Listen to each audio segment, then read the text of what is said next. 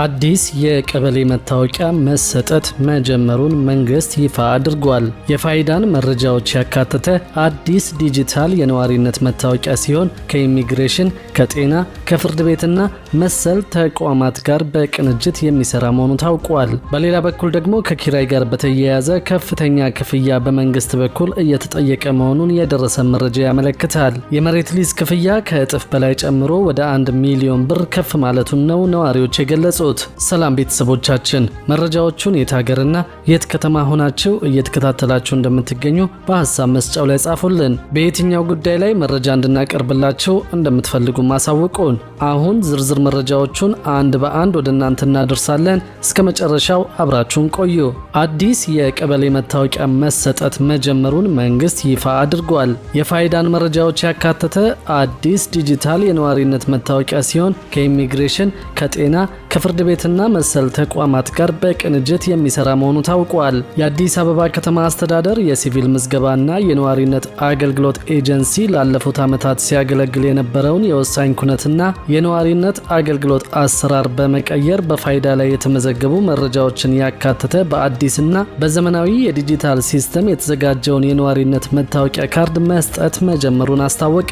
የኤጀንሲው ምክትል ዋና ዳይሬክተርና የኩነትና ነዋሪዎች አገልግሎት ዘርፍ ኃላፊ አቶ ጥጋቡ ሹመይ እንደገለጹት አዲሱ የተቀናጀ የሲቪል ምዝገባና የነዋሪነት አገልግሎት ስርዓት ፈጣን አገልግሎት ለመስጠት የሚያስችልና ከብልሹ አሰራር የጸዳ መሆኑን ተናግረዋል። አዲሱ የነዋሪነት መታወቂያ ከ2015 ዓ.ም አካባቢ ጀምሮ አገልግሎት ላይ ከነበረው የነዋሪነት መታወቂያ አዳዲስ ገጽታዎችንና ልዩ ልዩ ይዘቶችን የሚያካትት መሆኑን የተናገሩት አቶ ጥጋቡ በአሁኑ ወቅት በ89 ወረዳዎች ላይ አዲሱን የነዋሪነት መታወቂያ አትሞ የማሰራጨት ስራ እየተከናወነ እንደሚገኝ አክለዋል። ኤጀንሲው ከ2015 ዓ.ም ጀምሮ ተቋማዊ ሪፎርም እያደረገ እንደሚገኝ የተናገሩት አቶ ጥጋቡ በዚህም የሚሰጡ አገልግሎቶች ደህንነታቸው የተጠበቀና ተደራሽ ማድረግ ነው ብለዋል። ከ3 ዓመት በፊት ጀምሮ የወረቀት መታወቂያን ወደ ዲጂታል መቀየሩን ያስታወሱት አቶ ጥጋቡ በአሁኑ ወቅት ደግሞ የተወሰነ ማሻሻያ መደረጉን አክለዋል። ነባሩ መታወቂያ በአንድ ጊዜ እንደማይቋረጥ ተናግረው ነገር ግን ቀስ በቀስ ከአገልግሎት እየወጣ በአዲሱ መታወቂያ እንደሚተካ አክለዋል። እስካሁን ባለው ሂደት 2000 የሚጠጉ የከተማዋ ነዋሪዎች አዲሱን መታወቂያ የወሰዱ ሲሆን ለዚህ አገልግሎት የሚሆኑ አዳዲስ ፕሪንተሮች በግዢ ሂደት ላይ መሆናቸውን አክለዋል። ፕሪንተሮቹ ሲገቡ በ11ዱም ክፍለ ከተማዎች ቶሎ ተደራሽ እንደሚሆን ጠቁመው ተገልጋዮች አሮጌውን መታወቂያቸውን ለመቀየር ብለው ወደ ተቋሙ መሄድ አይጠበቅባቸውም ሲሉ ተናግረዋል። ነገር ግን ለሌላ አገልግሎት በሚሄዱበት ወቅት ማስቀየር እንደሚችሉ ነው የተናገሩት። ይህ አዲስ የሆነ የነዋሪነት መታወቂያ ከነባሩ መታወቂያ የሚለይባቸው በርካታ ይዘቶች ያሉት ሲሆን የመታወቂያውን ትክክለኛነት በማንኛውም ቦታ እስካን በማድረግ ማረጋገጥ የሚቻል መሆኑንና የፋይዳ ቁጥርን ያካተተ መሆኑን ከዚህ በተጨማሪ ሙሉ በሙሉ ወደ ስራ ሲገባ የኦንላይን አገልግሎት አማራጭ ያለውና የራሱን የሞባይል መተግበሪያ በመጠቀም ትክክለኛነቱን ማረጋገጥ የሚቻል ሲሆን መታወቂያውን ከመተግበሪያው ላይ በማውረድ መጠቀም እንደሚቻልም አቶ ጥጋቡ ተናግረዋል። አንድ ሰው የአዲስ አበባ ከተማ ነዋሪ ከሆነ ተጨማሪ የፋይዳ መታወቂያ መያዝ አይጠበቅበትም ያሉት ምክትል ዋና ዳይሬክተሩ ምክንያቱም አዲሱ መታወቂያ የፋይዳ ቁጥርን ያካተተ በመሆኑ ነው ብለዋል። ሲስተሙ የአገልግሎት ማነቆ የነበሩ ችግሮችን ሙሉ በሙሉ የሚቀርፍ መሆኑን የተናገሩት አቶ ጥጋቡ አዲሱ የሲቪል ምዝገባና የነዋሪነት ዲጂታል ስርዓት በኢትዮጵያ አርቲፊሻል ኢንተለጀንስ ኢንስቲትዩት የበለጸገ ሲሆን ከኢሚግሬሽን፣ ከጤና፣ ከፍርድ ቤትና መሰል ተቋማት ጋር በቅንጅት የሚሰራ መሆኑንም ተናግረዋል። የአዲስ አበባ ከተማ አስተዳደር ከንቲባ ወይዘሮ አዳነች አቤቤ ከወራት በፊት በይፋ ባስጀመሩበት ወቅት ሲስተሙ በአይነቱ ለሀገሪቱ የመጀመሪያውና የተቀናጀ የወሳኝ ኩነት ምዝገባ ስርዓትን ያካተተ መሆኑን መግለጻቸው ይታወሳል። ከንቲባዋ በወቅቱ ባደረጉት ንግግር ሲስተሙ በከተማዋ የጤና ተቋማትና ፍርድ ቤቶች ላይ ስርዓት በመዘርጋት ኩነትን በየዕለቱ በመመዝገብ መረጃን የተሟላ የሚያደርግና ግልጽነትን በማረጋገጥ ማጭበርበርን የሚያስቀር መሆኑ መናገራቸው የሚታወስ ሲሆን አሁን ላይ ሲስተሙ በወረዳዎች ደረጃ ተግባራዊ መሆን መጀመሩ ተነግሯል።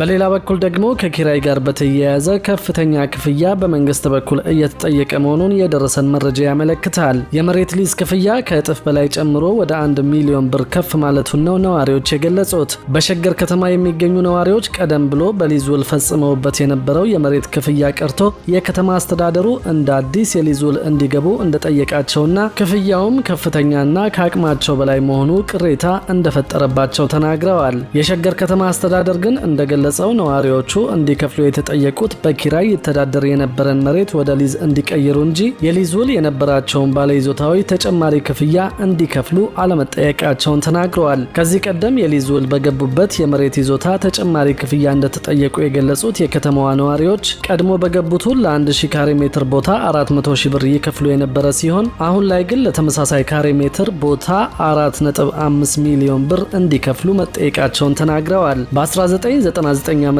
ለ99 ዓመታት የሚጸና የሊዝ ውል መግባታቸውን የሚገልጹ አንድ የሲሲዲ የጋራ መኖሪያ ቤት መንደር ነዋሪ በውሉ መሰረት ለ1000 ካሬ ሜትር ቦታ 400 ሺህ ብር የሚጠጋ ገንዘብ መክፈላቸውን ቀሪውን በየዓመቱ እንዲከፍሉ መደረጉን አስታውሰው አሁንም ድረስ በውሉ መሰረት በየዓመቱ ክፍያቸውን የሚፈጽሙ ባለ ንብረቶች እንዳሉ ገልጸዋል። ነገር ግን በአሁኑ ወቅት እንደ አዲስ ክፍያ መጠየቃቸውንና ለአብነትም 1000 ካሬ ሜትር ያላቸው ባለቤቶች 4.5 ሚሊዮን ብር ማለትም በካሬ ሜትር 4500 ብር የሚታሰብና የመጀመሪያ ክፍያ 450 ሺህ ብር እንደሚከፍሉና ቀሪውን በየዓመቱ 100 ሺህ ብር በመክፈል እንዲያጠናቅቁ መጠየቃቸውን አስረድተዋል። ሲሲዲ የመኖሪያ መንደር ውስጥ ከሚኖሩ ነዋሪዎች 50 በመቶ የሚሆኑት ጡረተኞች በመሆናቸው ይህን ያህል ገንዘብ አግኝተው ሊከፍሉ አይችሉም የሚሉት ነዋሪው የዓመታዊ የጣሪያና ግድግዳ ግብር ለመክፈል የሄዱ ሰዎችም አሁን የተጠየቁትን ገንዘብ ካልከፈላችሁ ግብር መክፈል አትችሉም በሚል መመለሳቸውን ተናግረዋል። ሌላው ስማቸው እንዲጠቀስ ያልፈለጉ ነዋሪ በበኩላቸው ክፍያው መጠየቁ በነዋሪዎች በኩል ከፍተኛ ቅሬታ መፍጠሩንና በዚህም ከተማ አስተዳደሩና ነዋሪዎች ለመነጋገር ለቀጣይ ሳምንት ቀጠሮ መያዙን ጠቁመዋል። አካባቢው ላይ የሚገኙ ነዋሪዎች የተጠየቀውን ገንዘብ የመክፈል አቅም የሌላቸው መሆኑን ገልጸው አብዛኛዎቹ ጡረተኞችና በውጭ ሀገሮች ሲኖሩ የነበሩ በአሁኑ ወቅት ስራ የሌላቸው መሆናቸውን ተናግረዋል። የሸገር ከተማ ምክትል ከንቲባ አቶ ጉግሳ ደጀኔ በኪራይ የተዳደሩ የነበሩ ይዞታዎች ወደ ሊዝ እየተቀየሩ ስለሆነ የዚህ አካል ነው እንጂ ተጨማሪ የሚከፍሉት ነገር የለም በማለት መልሰዋል። ወደ ሊዝ የመቀየሩ ሂደት በሁሉም የሸገር ከተማ ስር በሚገኙ መሬቶች ላይ ተግባራዊ የሚደረግ መሆኑን የገለጹት ምክትል ከንቲባው የሊዝ አዋጅ በኪራይ የሚተዳደሩ መሬቶች ሁሉ በሂደት ወደ ሊዝ እንዲገቡ በሚያዘው መሰረት ተግባራዊ እየተደረገ የሚገኝ መሆኑን ተናግረዋል። በፊት መሬቱን በመውሰድ ሪል ስቴት የገነባው ድርጅት በኪራይ ነበር የወሰደው። ለሰዎቹ ቤት ሽጦ ወደ ግለሰብ ሲያዘዋውር በሊዝ መክፈል ነበረባቸው። ነገር ግን ይህ አልሆነም። ስለዚህ አሁን ወደ ሊዝ እንዲገቡ ነው እየተደረገ ያለው። ይህ በሁሉም ላይ ተግባራዊ የሚደረግ ነው ብለዋል። አሁን እንዲከፍሉ የሚጠየቁት ቤቶቹን የገነባው የሪል ስቴት አልሚ ነው ወይስ ቤቶቹን የገዛው ባለይዞታ ነው በሚል ለቀረበላቸው ጥያቄ ሲመልሱም ገዢው ወይም ባለቤቱ ነው የሚከፍለው በማለት የመለሱ ሲሆን ከዚህ በፊት የሊዝ ውል ያላቸው በውላቸው መሰረት እንዲቀጥሉ እንደሚደረግ አስረድተዋል። ከሊዝ አዋጁ በፊት መሬቶች ሲሰጡ የነበረው በኪራይ መልክ እንደነበርና በማዘዋወሩ ሂደት የሚከፍሉት ገንዘብ መጠን በመሬቱ የአገልግሎት አይነትና በከተማው የቦታ ደረጃ መሰረት የተለያየ እንደሚሆን ገልጸዋል።